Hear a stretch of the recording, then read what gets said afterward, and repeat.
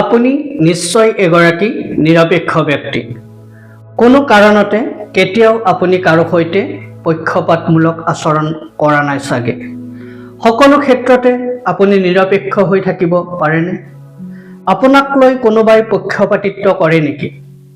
এই প্ৰসংগত ডান্টে আলিগিয়েৰিৰ এষাৰ কথা আপোনালোকৰ সৈতে শ্বেয়াৰ কৰিবলৈ মন গ'ল।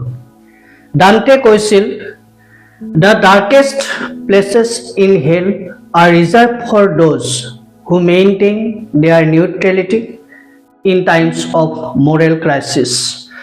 অৰ্থাৎ নৈতিক সংকটৰ সময়ত নিজৰ নিৰপেক্ষতা বজাই ৰখাসকলৰ বাবে নৰকৰ আটাইতকৈ কলা ঠাইবোৰ সংৰক্ষিত। নিৰপেক্ষতা এক উদাৰ আচৰণ, যিটো ব্যক্তিগত জীৱনত মানি চলাৰ তেনেই প্ৰয়োজন, অথচ আমি সততে মানি চলিব নোখোজো। ব্যক্তিগত পৰ্যায়ত আপুনি বা মই কোনো ব্যক্তিৰ প্ৰতি ব্যক্তিগত প্ৰীতি বা ঘৃণাৰ বশৱৰ্তী হৈ উচিত অনুচিত বিচাৰ নকৰাকৈ তেনে ব্যক্তিৰ পক্ষত থিয় দিওঁ। একেদৰে সামাজিক বা ৰাজহুৱা জীৱনতো যিফালেই দৃষ্টি ৰাখোঁ সেইফালেই এতিয়া পক্ষপাতমূলক আচৰণ। ৰাজনীতি, সংবাদ মাধ্যম, ধৰ্ম, আনকি ন্যায়পালিকাৰ ক্ষেত্ৰতো পক্ষপাতমূলক স্থিতি বা আচৰণে সমাজ জীৱনক অস্থিৰ বা বিভ্ৰান্ত কৰি তোলাৰ দৃশ্য সহজ হৈ পৰিছে।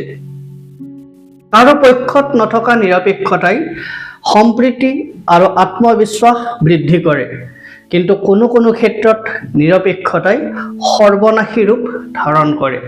বিশেষকৈ সামাজিক জীৱনত যেতিয়া নৈতিক সংকট আহি পৰে আৰু তেতিয়াই যদি আপুনি নিৰপেক্ষ হৈ থাকে, মৌন হৈ এটা নিৰাপদ স্থানত অৱস্থান কৰে, তাৰ পৰা কিন্তু সমাজ জীৱনৰ যথেষ্ট ক্ষতি হয়। শেষত ডান্টেৰ চিন্তাৰে কওঁ, আপুনি নৈতিক সংকটৰ সময়ত পক্ষ লওক। সত্য আৰু ন্যায়ৰ পক্ষত থাকক। দুষ্টৰ বিপৰীতে শান্ত, দুৰ্নীতিৰ বিপৰীতে নীতিৰ, অধৰ্মৰ বিপৰীতে ধৰ্মৰ পক্ষত থাকক আৰু নৰকৰ বিপৰীতে সৰগত নিজৰ স্থান নিশ্চিত কৰক।